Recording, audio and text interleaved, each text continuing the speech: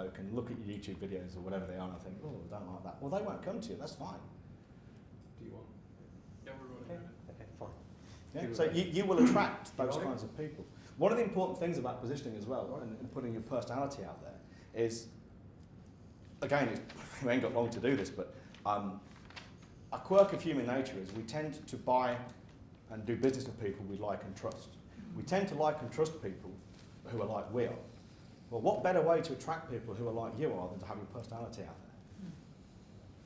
Because anything else, if you think about it, is actually false pretenses.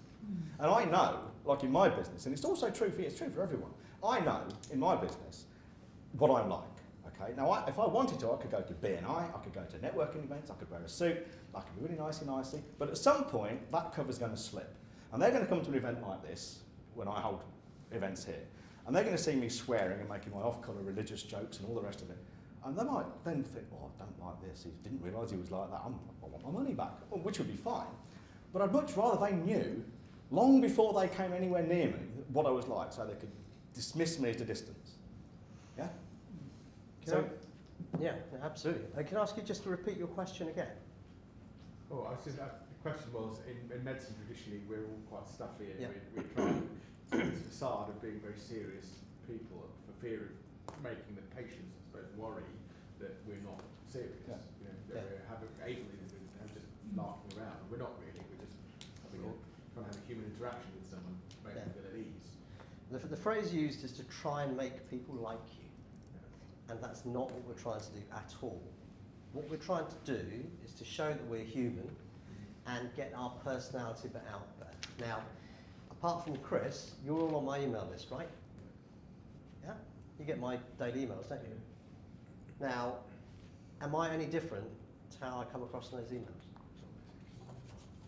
That's the beauty of it, that's the power of it. My personality is out there. I actually tone it down because Yeah, I have me on too. numerous occasions been accused of having an excess of personality. It's about coming across as who you are, being seen as a human being, somebody that you can relate to. So I swear, and in normal life I swear a lot more than I swear to you guys, because I don't want to scare you off. Yeah? But you guys are all here for two reasons. Partly because you have come to understand that I know what I'm talking about, and you see me as somebody trustworthy who knows what they're talking about. Part of the other reason is because part of your personality, the way you think, the way you look at things, overlaps with mine. Not in total, of course, we're all different people, but there's something about me that will resonate with you guys. That's why you're here. That's what's tipped you over to say, well, I want to come see this guy.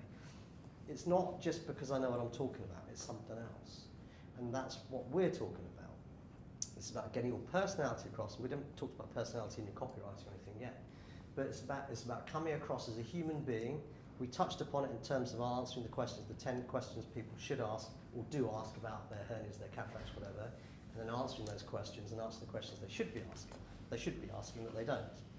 Because you're showing that you understand them. And it's another facet of that. Now, positioning in some ways is quite a difficult topic to get a handle on, I think. It is in 40 minutes. Yes, and what I would say is I would turn it the other way around and say, okay, imagine you wanted to, or your child had a hernia, or you wanted to consult with a doctor, and you go in, their clinic's in a rough end of town, it looks a bit shabby, a little bit crappy outside, there's a bit of a wreck in the car park, you go in there, there's a surly person at the desk, sit down, carpet's threadbare, chairs are all wonky, it all looks a bit of a shambles. You go in there, he's unshaven, reeks of cigarettes, bit of a mess. You're not exactly enthused about seeing this guy, are you? And if he says, right, okay, well that's going to be £1,000 for a consult which might normally be £100. Doesn't work, does it? So that's, if you like, the opposite. That's positioning, but you're positioning yourself really at the pits. So if you turn that upside down, like a mountain upside down, whatever, then think about what you have to do to be able to charge top dollar to attract wealthy and affluent people. Do you see what I'm saying? If you're seen as the guy Not because as a doctors, you've already got the authority, and that's partly why putting the fact that you did this and that and the other and got this fellowship and this and the other research is pointless, because it means nothing to people. The fact that you're DR, or even if you're a surgeon, you're still a doctor. They see you that way, so the authority is there. The question is, how do you differentiate yourselves from everybody else? How are you going to do that? Because you have to, if you're going to get people in to come and see. Now, one way of differentiating yourself is by showing that you can understand the patient and talking to them in terms that they understand and can relate to. Another way is your personality. Another way is to build upon that authority by writing a book. Again, we will talk about that. And it's not some big tome, it's something very simple and powerful and useful that doesn't take long to do. It's about celebrity, being seen on TV, being seen in the newspapers, all very, very achievable. You can get free publicity, we'll show you how to do that. They see you in the local rag, it might be the free ads paper or whatever, but that will generate patients for you, and it's celebrity. John, thank you very much. Scott. And that's what we're talking about here, ways to differentiate yourself from other people, to be seen as somebody. And celebrity, if you're seen as a celebrity, people pay for that. Is there like an expiry date or longevity to these celebrity appearances? Well, there is. I mean, if somebody's been off television, for example, I'm not proposing you go out there and get on TV. I'm saying it can be done as part of it, but you don't need to do something like that. I've never been on TV. But very regularly, I'm stopped by people who bump into on the tube. It's happened to me loads of times. Sorry, Because you I'm have been, haven't you? Yeah, You many have. times, well over a dozen times. I was going to a conference because I was speaking at Olympia on about growing your private practice, funnily enough, to an international meeting of aesthetic surgeons. And on the way there, I bumped into a plastic surgeon who was there going there for something else. And she said, "Are you deaf?" She came over to me. I saw this woman looking at me. I thought, "Oh, yep, that sounds nice." And she goes, "Are you deaf?" I said, "Yes." "Hi, who are you?" And she turned out she was a plastic surgeon. She'd seen me speak at another gig 2 years before, and she had wanted to speak to me, but she didn't. Lots of people were there, and she couldn't wait. They didn't want to wait. And lots of other people were talking to me, and so she left. But she recognised me, and she was getting my daily emails. And then she recognised me and came to say hello, and we had a chat and blah, blah. It's happened to me many, many times. Celebrity is powerful. It is really powerful, and it is something that is in your power and control to manufacture. And it allows you to climb up that hill, to do a Winston. So how can you use your first appearance? I've been on TV once. Right. So how can I use that? That was 5 years ago. So, what were the circumstances? That was on the, on the couch in the morning news. So, is it BBC or something like that? BBC, Right. So, presumably you've got the footage. yeah, it's on the website. Right, so there's lots of ways you could use that, but one obvious way, and we won't keep the website now, but an obvious way is, as seen on the BBC, click here, see the footage, and then that footage is embedded on your website, and they can see the interview or highlights of that interview. You can use that in terms of your marketing, so you call yourself the TV eye surgeon, call yourself what you like, but you could be the TV eye surgeon as seen on BBC. In terms of your Facebook advertising, for example, you could put that there, see the guys on TV, all that sort of stuff. Use it in lots of different ways. But it needs to be brought out instead of just sort of hidden in the background. And I think you have mentioned this to me before. But you need to bring that out. You need to stand up and say, "This is who I am. I've been on TV. Look at me." That's not in our nature. But it's something you should capitalise on. Your appearances in the press, I think the Telegraph, as you say, paper, that's a big deal. It isn't really a big deal because it just sort of happened and it was all quite easy and I did that. But to other people, it's a big deal. So again, you need to bring that out into the forefront, be seen. Writing a book, and again, we can talk about that. We're not talking about some academic paper here. But the beauty of a book is if you write a book on, say, the sort of book we're talking about is, for example, diabetes, I don't know, management of diabetes, yeah, the patient's guide to diabetes. Okay, so you're an endocrinologist or you're a general physician, and you want to get more patients with diabetes on your books.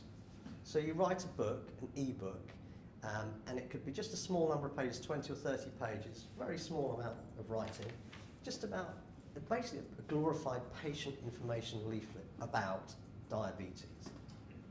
And that now can either be published as a proper book, self-published, they can just get. You can invite them to get that from your website, so they can either download it and exchange their email address, and now you can get in touch with them. Or they can they submit their details and you'll post them as a physical thing, and now you can get in touch with them again. So it's a lead, and now instead of giving it instead of having to sort of say, you know, I'm the big guy on diabetes, you promote the book, and the book, by its own side effect, promotes you. But you put in your big effort promoting the book. So you might run an advert saying, worried about your blood sugar, you know, published author, you know, get your free book about diabetes. You're not having to do what feels very much like giving it the big I am. Yeah, the book gives you that, but you're pushing the book. You see? So the easiest way I think to think about it is to turn it on its head. Think about what would seem like the pits, you know, and then think, well, what's the opposite of that? Yeah. If you go into this brilliant consulting room, and then you arrive at the door, it's like a hotel. Yeah. You arrive at the door, there's a guy waiting at the door, says, you know, can I take your car keys? I'll be part of that for you, like in a flash hotel. You go in, there's, you know, attractive staff, beautifully dressed, clean, everything's lovely, music in the background, flowers, it's all very relaxed and, you know, upmarket. Now you think, wow, this is nice. Yeah. I like being here. Already you think, I want to see this guy. And you're not going to think, all right, here's my £120, basic consultation fee, whatever. You're immediately expecting to pay more. Yeah? So you know, I was telling you about Virgin, so they opened a clinic in Birmingham, and I went there on Wednesday, and it's amazing, you know, they purchased a 4-storey building, Edmund Street, and you go in there, you feel like you're in a first-class airport lounge. It's just an amazing feeling. And the consultation room is beautiful. It's just real amazing experience. And anyone can do this. Anyone can do this. And getting your personality out there is part of it. It's all ways of differentiating yourself from people. Any questions?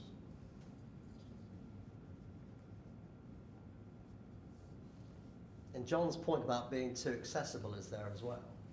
You don't expect to pick up the phone and see Robert Winston or speak to him on the phone like that easily. There are hurdles. So put hurdles in front of your patients.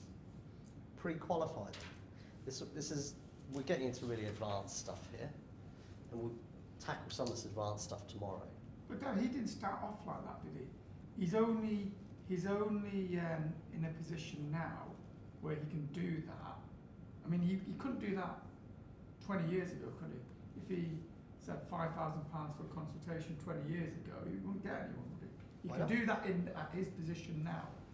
Well, Hmm? imagine and again, we're going to be talking about this tomorrow, so let's just answer your question. There's absolutely no reason you couldn't do that right away. So if I ran my self-funding department tomorrow, and I said, put my fee up from £200 to £2,000 for a new referral, because I'm the dog's fucking bollocks in urology, and I sat down there, do you honestly think I'd get any referrals? No, because you need a lot of other stuff there Yeah. as well. Yeah. And you need to promote yourself to the right neck of the woods. Before you can do that. As all part of it, all have to happen at once. There's Yeah. lots of pieces of the jigsaw that would come in. Yeah. Yeah, because even if Lord Winston was there and he was operating in this crappy, crummy part of town with no carpets and all the rest of it, the edifice has fallen down, isn't it? Yeah. So lots of things would have to come together, but a high price in and of itself speaks of exclusivity. It speaks of authority. Yeah. And we'll talk about pricing tomorrow, because I know pricing is a difficult issue with the insurers.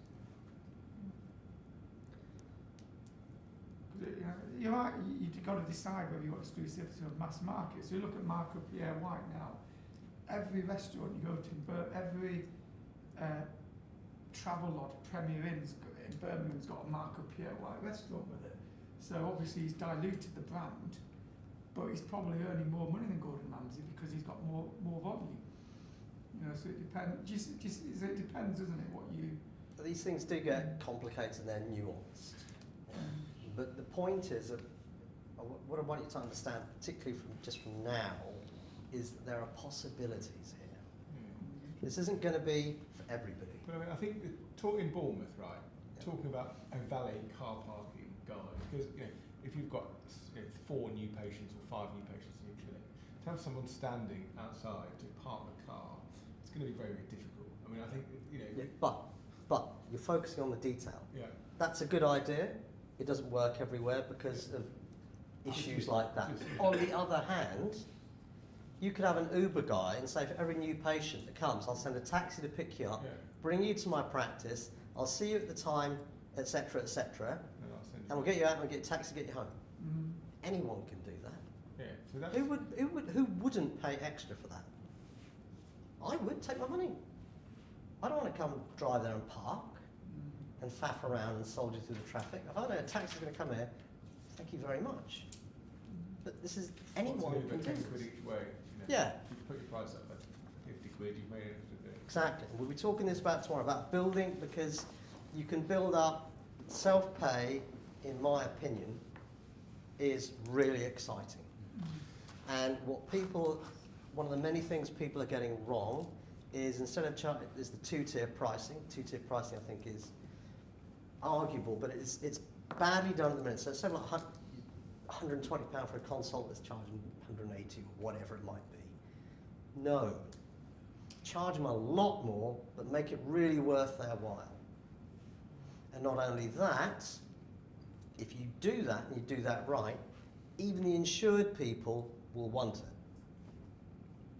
So, the insured people don't get the taxi to pick them up. They don't get the this, they don't get the that, they don't get a taxi to take them home.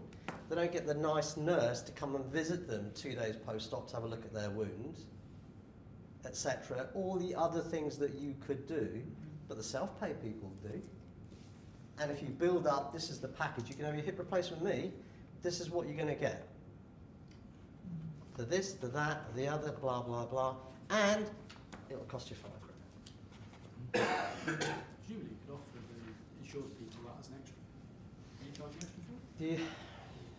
The insured stuff will get complicated because the insurance companies do not want you charging any more than their minimum fees, and if you do, they will deregister you and they won't send you patients. Yeah, the hospital. Some of the hospitals will only let you see. I mean, they offer fixed price packages. So if I say I want £2 grand, they can say okay, but they will only charge £10,900 for the procedure. So they'll decide whether or not they'll let you get away with it.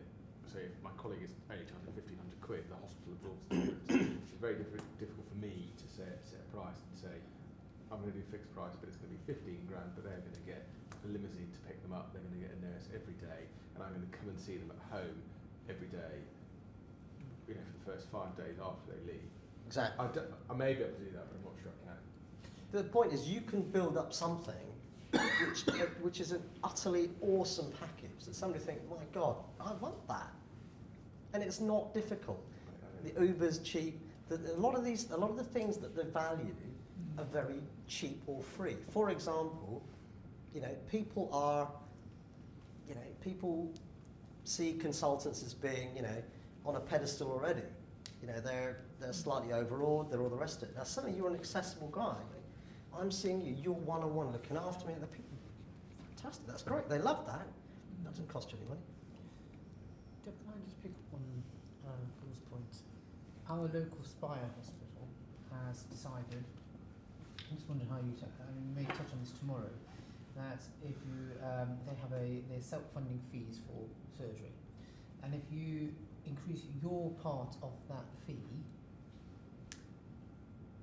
they will also increase the hospital fee by the same amount, which I think is criminal. And I don't know if anybody else has got that, had such an experience. So, for example, you have your tonsils Act, whatever it is, 2,500, the hospital package. If you decide whatever they're paying you in there, you want to add another 300 on, that's what you should, they will add another 300 on. And that then becomes prohibitive for the patient, because all of a sudden, the patient's now paying, they're usually happy to pay a few £100 more, but when it's double, they're not. And I don't know if anybody else experienced this, it's relatively new, but it just is another interference. It's similar stopping you from raising your correct. price. It's similar to what the insurers have done, and now the hospitals have started it. And I don't know if anyone's had a similar experience. So we've voiced our dissatisfaction with it, but I don't quite know, because what will happen, as you alluded to at lunch, is lots of sneaky things go on. I'm sure the hospital directors are, well, if Javid's doing that, just don't send him any patients. I don't know what's going on, and it's interesting. Get the patients yourself. Yeah, that's right. That's what you'll have to do. But the self-pay office, for example, if somebody phones up and they say, well, he charges a bit more for a knee, and after the 3 knee surgeons, he charges less, they will preferentially direct them, I presume, to the cheaper. So it's doing what exactly the insurers have done. Don't overthink it. Don't overthink it. Okay. Think about something great that you can offer. Put together a package, promote it. The worst that can happen is nobody buys it. You've lost nothing. You're not invested any money. You're not invested any time apart from thinking about what to create. And that is never time wasted, I promise you. And, depending how much you charge, how many people do you need? And these things start to steamroll. These snowball, I should say. Because once you get a couple of people, other people hear about it. Like the dentist that gives away bicycles. Well, Johnny goes to school, says, my dentist gave me a free bicycle. What? Other parents get to hear about it, the practice grows. Patients are happy, they're getting better results because they're complying with treatment. You're very happy because you're getting many more people in through the door, your practice is growing, you're charging premium fees, and so it goes. I mean, you mentioned about spine. I think private hospitals are so, they meet up every week, they have these SMT meetings, and, one thing I notice is they're very protective. So if they're self-funding, give you a patient to see in a consult, and then you take that patient somewhere else to operate on them, they get really upset about that. Yeah. And they track everything. So they'll track this patient came to a consult, what happened to the patient. So if you took them from the spine to the BMI to operate on them, they get very upset about that, and then that will affect your future. I'm sure it does. So a lot of my patients, they'll see me and they'll say, they'll come and see me somewhere, and they'll say, well, can you operate near my home at such and such? And I try and talk them out of it. I said, it's easy to stay here now because I've seen you here, because I know that'll piss the hospitals off. It does, it upsets them. There's a lot of Don't get interference too as well. bogged in the detail, but also, because there's lots of ifs and buts here, it's easy to make excuses and reasons not to do stuff. We're talking now about A-level stuff here, which is really leaked over from tomorrow, and it's part of the positioning thing. But I hope it's given you ideas, at least, about possibilities, yeah? But, as I say, anyone can do this. It's easy, it's free, there are lots of ways it can happen. But your point about about doing this, and they could do that, and they could cause fuss here, is partly making excuses for not doing anything. And it's too much passivity, because you guys have got power as well. If you've built up your practice, you know how easily, as the theatre list, if you've got 10 patients in operating, it's when you're struggling, you're starting, you're trying to get, that afternoon theatre list, then it's tough because you've got no patients to bring there. But if you've got a busy practice, it's like, right, I've got loads of patients, I need someone to operate on them, give me a list. Suddenly they'll find space for you, yeah? And it's not just about operating, of course. Do you do interventional, the catheters and the rest of it? I've stopped doing those, so I do pacemakers, pacemakers, ICDs, CRTs, all that sort of. So it's not just about, but you can create this package in a consultation. Yeah? So you've got a gold standard consultation, everything, the assessment, etc., the follow-up, all that stuff is a platinum package involving you possibly going around their house or this or that. you know, a really well turned out, good representative of your firm, a nurse or somebody. You build up something great. The operating's the same, it's still happening down the spine, you're not charging any different. But, this is what I alluded to earlier, you're charging a great deal more for the package.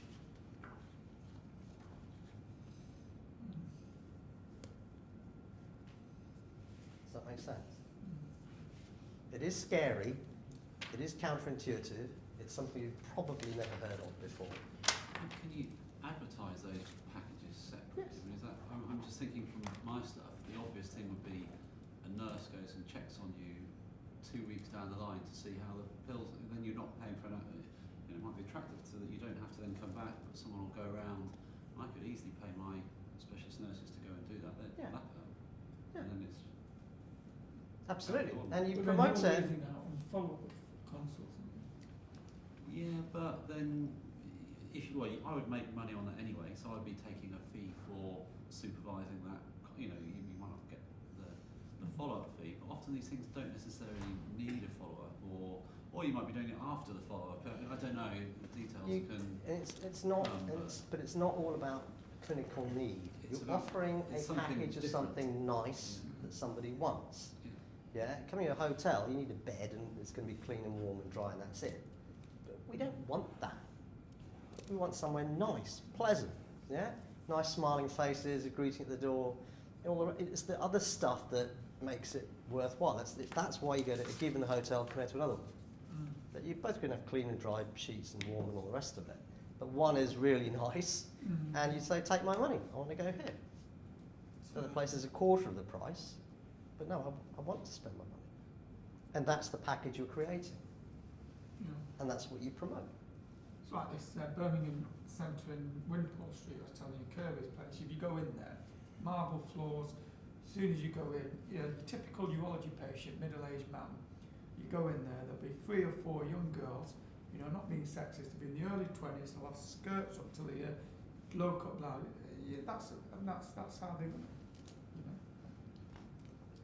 I'm not saying that's right or wrong, but that's what they do. No, agreed. But exactly, what do people want?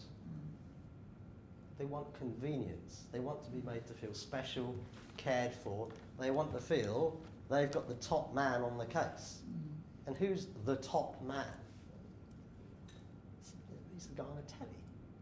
He's the guy that is all over the internet. He's the guy that's in the press. He's the guy who wrote the book.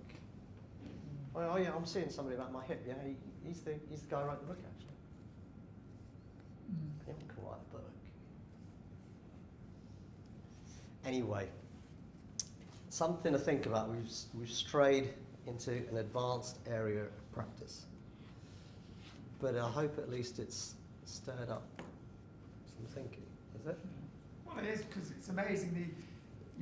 Some of the best, the best. We all know our speciality, and it's like these celebrity guys. Some of the results are pretty crap, and a lot of the patients will end up with complaint, and we know that because we're in the field. But the patients will still go to them because they're the person to go to. Think about another example. Think about the TV doctors, the TV GPs. They're just GPs, for God's sake. Yeah, which is not to denigrate GPs, but they are GPs, and the only difference between them and the GP in any practice you care to think of is the fact that they're on telly. Who's that guy who runs Embarrassing Bodies? Don't know. But the point is, there's several of them. There's quite a few of them. Yeah. Now, if they see patients privately, which many of them do, and many of them got their involved in other things, again, they're going to charge a premium. Of course they are. Yeah? And how are they able to do that? Because they're celebrities, or they're seen as celebrities. But you can be a celebrity in all sorts of ways. You don't have to be on telly. We're not just talking about being on telly or on the radio. You can be a celebrity because there's loads of videos about you on YouTube. Yeah. So Christian Jensen. So he's one of his representatives rang my secretary up, and apparently they've got a magazine, Embarrassing Bodies magazine. So they offered me, they said, oh, it's in a lot of consultations. They offered me a double spread on it. I think it's £4,000. I didn't take it up, but I don't know. Ask me in the bar afterwards. You heard of that? Yeah. Ask me in the bar afterwards. Right, so quick break. I think, oh, it's nearly 5 o'clock. Quick break, and then we'll reconvene for at least 5 minutes chat.